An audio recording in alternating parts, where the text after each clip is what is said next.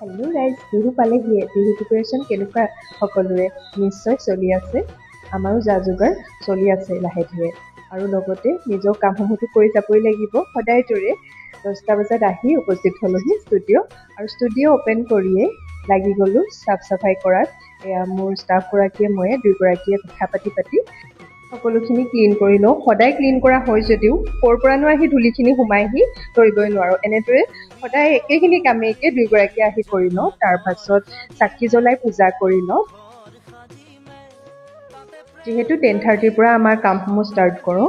এয়া মৰ্ণিং আহিলে, ফেচিয়েলছ আহিলে, ক্লিন আপ আহিলে, আৰু লগতে বিহুৰ অফাৰো দি থকা হৈছে। আগৰ এটা ভিডিঅ'ত মই জনাইছিলোঁৱে, লগতে মোৰ অফাৰ লিষ্টখনো শ্বেয়াৰ কৰা হৈছে। আপোনালোকে যিসকলে এতিয়াও মোৰ অফাৰসমূহৰ বিষয়ে জনা নাই, মোৰ পেজটোত গ'লে আপোনালোকে দেখি পাব।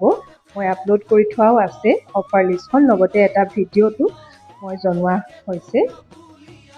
অফাৰসমূহ যিহেতু বিহুলৈকেহে দিয়া হৈছে, সেইবাবে যিসকলে গম পোৱা নাই তেওঁলোকে জল্দি আহি অফাৰসমূহ দি থকা সুযোগতে কৰি ল'ব পাৰে সকলোখিনি।